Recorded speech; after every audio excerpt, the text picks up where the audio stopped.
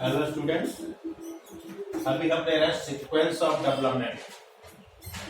अभी इसके पहले हमने टाइप्स ऑफ क्लीवेज पढ़े थे, जो दो टाइप्स के थे। एक तो क्लीवेज फरो के बेसिस पर और दूसरा था ब्लास्टोमियर्स के फ्यूचर के बेसिस पर। अब उसके आगे हमारी है सीक्वेंस ऑफ डेवलपमेंट। इसके बाद जो नेक्स्ट हेडिंग होगी उसमें भी क्लीवेज लेंगे बट पैटर्न के बेसिस पर। टाइप्स ऑफ क्लीवेज लेंगे इसके बाद बट पैटर्न के बेसिस पर। तो सीक्वेंस ऑफ डेवलपमेंट में फर्स्ट हेडिंग हमारी गैमेटोजेनेसिस है। गैमेटोजेनेसिस जो फॉर्मेशन ऑफ गैमेट्स होती है, मेल के केस में स्पर्म फॉर्मेशन, फीमेल के केस में ओवम फॉर्मेशन। मेल के केस में स्पर्म फॉर्मेशन जिसको स्पर्मेटोजेनेसिस कहते हैं 13 से 16 ईयर में स्टार्ट होता है। 74 डेज में स्पर्म फॉर्मेशन कंप्लीट होता है और स्पर्म का लाइफ स्पॉन मेल की बॉडी में 72 आवर्स होता है, 3 दिन, और फीमेल की बॉडी में होता है 1 से 2 दिन। क्लियर? और लाइफ टाइम स्पर्म फॉर्मेशन होता रहता है। जैसे मेल में एजिंग आती है, स्पर्म फॉर्मेशन स्लो हो जाता है, डिक्रीज हो जाता है, जिससे स्टेरिलिटी की पॉसिबिलिटी होती है। फीमेल के केस में जेनेसिस फीटस स्टेज से स्टार्ट होती है और फर्टिलाइजेशन की जो पेनिट्रेशन स्टेट होती है, फर्टिलाइजेशन 2 स्टेप में होता है, पेनिट्रेशन एंड एम्पीमिसिस।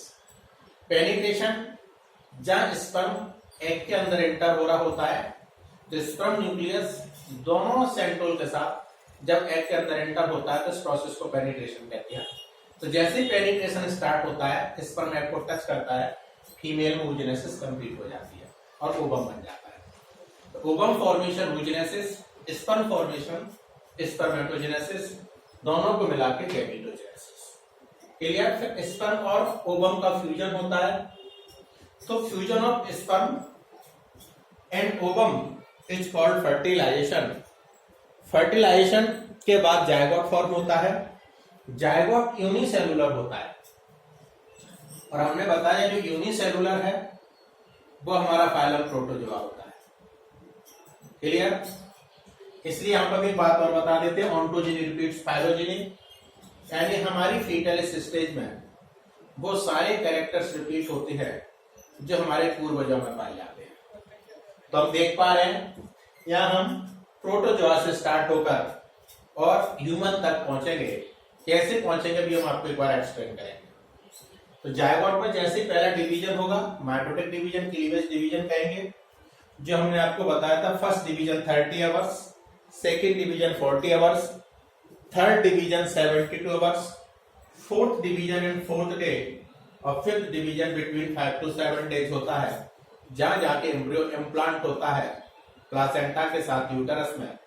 तो इम्प्लांटेशन 5वें डिवीजन के बाद होता है और 5वें डिवीजन के बाद जो एम्ब्रियो वो 32 सैंड स्टेज में आ जाता है, जिसको हम आपको पहले बताया। क्लीवेज डिवीजन माइटोटिक डिवीजन है।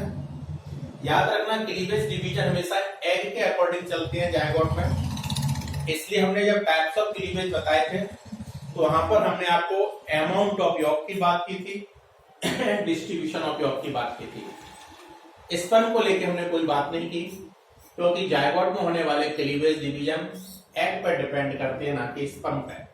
और हमने आपको बताया था एक साइंटिस्ट है सैसिस।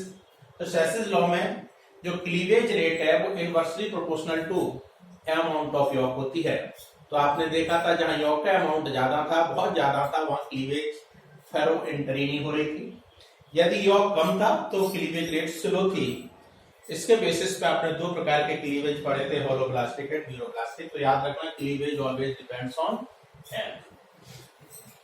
क्लीवेज जैसे स्टार्ट हुए जायगोट में, तो जैसे यूनिसेलुलर जायगोट मल्टी सेलुलर होगा, हम इसको एम्ब्रियोनिक स्टेज बोलेंगे। और एम्ब्रियोनिक स्टेज में जैसे ब्लास्टोमियर्स बढ़ेंगी, क्लीवेज डिवीजन में बनने वाली सेल्स को हम ब्लास्टोमियर्स कहते हैं, जो 2 प्रकार की हो सकती हैं, एक माइक्रोमियर और एक मेगामियर। जो माइक्रोमियर और मेगामियर वाली कंडीशन है वो हमको फिशेस और एम्फीबिया में देखने को मिलती है। बाकी जनरली केसेस में, मैमल्स के केसेस में, रेप्टाइल्स बर्ड्स के केसेस में, इंसेक्ट के केसेस में जो ब्लास्टोमियर्स का साइज होता है वो एक समान ही होता है, उसको हम बता चुके हैं आपको। तो जैसे जैसे क्लीवेज डिवीजन बढ़ता जाएगा, नंबर ऑफ सेल्स ब्लास्टोमियर्स के नंबर बढ़ते जाएंगे। तो हमने बताया हमारे केस में और अदर एनिमल्स के केस में जैसे 8 सेल स्टेज में पहुंचेगा एम्ब्रियो, 8 सेल स्टेज 8 कोष की अवस्था, उस कंडीशन में जो सेल्स होंगी वो सेंटर से पेरीफेरी मूव करने लगेंगी और सेंटर में होलो स्पेस डेवलप होने लगेगा, जनरेट होने लगेगा, जिसको हम ब्लास्टोसील कहेंगे। तो जब ब्लास्टोसील बनती है तो इस स्टेज को ब्लास्टुला और उस प्रोसेस को हम ब्लास्टुलेशन कहते हैं। याद रहे मैमल्स में और अदर एनिमल्स में जो ब्लास्टुलेशन की प्रोसेस है वो 8 सेल स्टेज से स्टार्ट हो जाती है, इसलिए 8 सेल स्टेज से ही एम्ब्रियो हॉलो होने लगता है, इसलिए ट्रू मोरुला नहीं पाया जाता। ट्रू मोरुला केवल सीलेंटेटा के केस में देखने को मिलता है। सीलेंटेटा में 16 to 32 सेल स्टेज तक भी एम्ब्रियो सॉलिड होता है, लाइक मलबेरी फ्रूट, इसके जो नीट में आया भी है। ट्रू मोरुला किसमें पाया जाता, तो आपका जवाब होगा सीलेंटेटा। यहाँ पे चूंकि हम ब्लास्टुला की बात कर रहे हैं तो हमने ट्रू ब्लास्टुला के बारे में आपको बताया है। ट्रू ब्लास्टुला एम्फिओक्सस में होता है। किसमें होता है? एम्फिओक्सस में, जो आप जानते हो कॉर्डेटा में, यूरोकॉर्डेटा और सेफेलोकॉर्डेटा। जब हमने दो कंडीशंस आपको बताई थी, यूरोकॉर्डेटा में एडवानिया, सेफेलोकॉर्डेटा में एम्फिओक्सस, तो सेफेलोकॉर्डेटा में आता है। और सेफेलोकॉर्डेटा और यूरोकॉर्डेटा दोनों को हम इनवर्टिब्रेट्स मानते हैं। तो ट्रू ब्लास्टुला एम्फिओक्सस में देखने को मिलता है, जो सब फाइलम सेफेलोकॉर्डेटा का एनिमल होता है। ग्रुप इनवर्टिब्रेट्स में इसको रखते हैं क्योंकि हमने इसको बताया एम्फिओक्सस में जो नोटोकॉर्ड है वो एक्सटिंक्ट नहीं करती, लाइफ टाइम देखने को मिलती है। और नोटोकॉर्ड और नोटोकॉर्ड जो वर्टिकल कॉलम में भी कन्वर्ट नहीं होती। तो जब एम्फिओक्सस में नोटोकॉर्ड वर्टिकल कॉलम में कन्वर्ट नहीं होगी, इसलिए वर्टिब्रेट्स नहीं होगा, इनवर्टिब्रेट्स होगा। तो true blastula present in invertebrates, example amphioxus, जो अपन 11th वाली क्लास में पढ़ चुके हैं। ब्लास्टुला के आगे गैस्टुला होगी। गैस्टुला में दो कंडीशंस देखने को मिलेगी, एक अर्ली गैस्टुला जिसमें फॉर्मेशन ऑफ आर्केंट्रॉन होगा और एक लेट गैस्टुला जिसमें 3 जनरल लेयर का फॉर्मेशन होगा। सबसे पहले एंडोडर्म बनेगी, फिर एक्टोडर्म बनेगी और सबसे लास्ट में मेसोडर्म बनेगी। जब ये जनरल लेयर फॉर्म होती हैं तो इनके साथ साथ 4 प्रकार की फीटल मेम्ब्रेन, एमनियन, कोरियन, एलेंटॉइड्स और यॉक सैक फॉर्म होती हैं, जिनको हम आगे पढ़ेंगे। याद रहे होती 4 प्रकार की फॉर्म है, बट पाई 3 ही जाती हैं क्योंकि यॉक सैक एलेंटॉइड्स के साथ फ्यूज हो जाता है। तो जब हम फॉर्मेशन ऑफ 3 जनरल लेयर और फॉर्मेशन ऑफ फीटल मेम्ब्रेन पढ़ेंगे तो बहुत इंपॉर्टेंट टॉपिक है। ठीक है, तो इसको हम आपको वीडियो लेक्चर में तो भेजेंगे ही, बट जब भी मौका मिलेगा अपने को ऑफलाइन क्लासेस का, तो एक बार वहां पर भी इसको अच्छे से रिवाइज करेंगे। ऑन्टोजेनी रिपीट्स फाइलोजेनी को समझो। जाइगोट यूनिसेलुलर है, जो प्रोटोजोआ के कैरेक्टर को फुलफिल कर रहा है, क्योंकि प्रोटोजोआ यूनिसेलुलर होता है। जैसे इसमें पहला क्लीवेज डिवीजन होगा तो हमारा जो एम्ब्रियो है वो सेलुलर होगा, पॉलीफिला के कैरेक्टर को फुलफिल करेगा। फिर उसमें टिश्यू ग्रेड डेवलप होगी एम्ब्रियो में, सीलेंटेटा के कैरेक्टर को डेवलप करेगा। फिर हमने आपको बताया ऑर्गन सिस्टम ग्रेड चालू होगी तो प्लेटीहेल्मिन्थेस के कैरेक्टर को डेवलप करेगा और ए सीलोमेट्स हो जाएगा। सूडोसीलोमेट जो कंडीशन होती है एस्केल्मिन्थेस में होती है। और हमने आपको बताया एनिलिडा, आर्थ्रोपोडा और मोलस्का, इन दोनों को हम बता चुके हैं आपको प्रोटोस्टोमिया कहते हैं। और साइजोसीलोम की हमने बात की थी 11th में। और इकाइनोडर्मेटा हेमिकॉर्डेटा कॉर्डेटा को इंटरोसीलोम बोलेंगे। और याद रखना इनको ड्यूटेरोस्टोमिया कहते हैं। प्रोटोस्टोमिया का मतलब होता है जब ब्लास्टोपोर माउथ बनाता है, बता चुके हैं आपको 11th में, एक बार फिर बताएंगे। और ड्यूटेरोस्टोमिया का मतलब होता है जब ब्लास्टोपोर एनस बनाता है।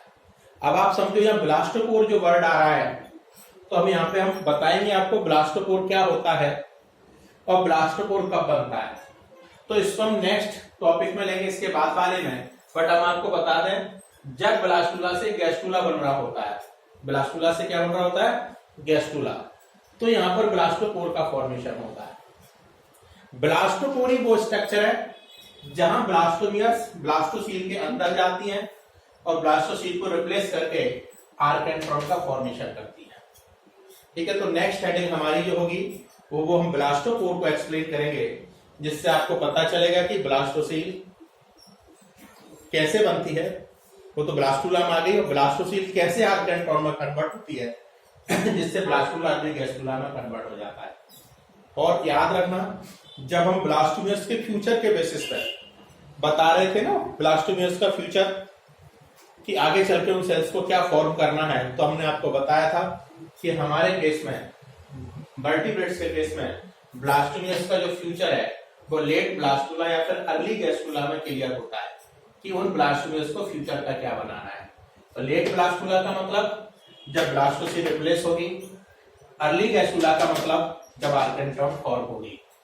यही वो स्टेज है जहां वर्टिब्रेट्स के केस में ब्लास्टोमियर्स को अपना फ्यूचर पता चलता है कि उनको बॉडी का कौन सा ऑर्गन बनाना है, जो आप पढ़ चुके हो।